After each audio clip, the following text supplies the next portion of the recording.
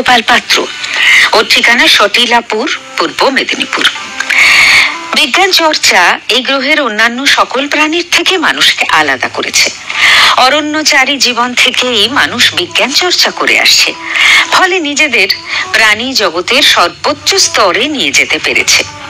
তাই মানুষের প্রধান পরিচয় যুক্তিবাদী হিসেবে। তবে সব ক্ষেত্রেই মানুষ যে যুক্তিবাদী তা কিন্তু নয়। একদল মানুষ যখন নানা পরীক্ষা নিরীক্ষার মাধ্যমে গ্রহ থেকে গ্রহান্তরে ঘুরে বেড়াচ্ছে, সেই মনুষ্য সমাজের কিছু অংশ অবিজ্ঞান, ভ্রান্ত বিজ্ঞান ও কুসংস্কারের বেড়াজালে আবদ্ধ হচ্ছে। এর মধ্যে রয়েছে বহু তথাকথিত শিক্ষিত মানুষও। প্রাত্যহিকী বিজ্ঞান চর্চার গোড়ার কথাই হলো বুঝতে শেখা, প্রশ্ন করতে শেখা এবং যে কোনো অন্ধবিশ্বাস ও কুসংস্কারের বিরুদ্ধে সচেতন হওয়া। এই চেতনা আমাদের ব্যক্তি জীবনে অপ্রাসঙ্গিক হয়ে পড়ে যখন সারা জীবন বিজ্ঞান নিয়ে পড়াশোনা করেও আমরা ঠিকভাবে তাকে চর্যায় প্রয়োগ করতে পারি না।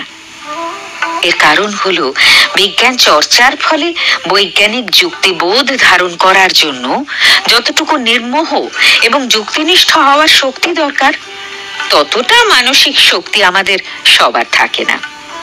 এই প্রয়োজনীয় মানসিক শক্তি অর্জনের একটি প্রধান উপায় হলো বৈজ্ঞানিক যুক্তিবাদের চর্চা, মুক্তমনা হবার মানসিক সংগ্রাম।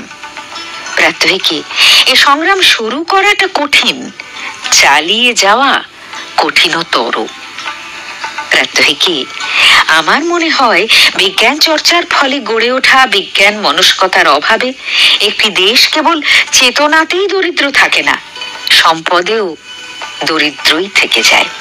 তাই দেশের জনগণকে সবার আগে বিজ্ঞান চর্চায় উৎসাহিত করে বিজ্ঞান মনস্ক করে গড়ে তুলতে হবে। সেই কাজের দায় ব্যষ্টির, সমষ্টির এবং পাশাপাশি রাষ্ট্রেরও।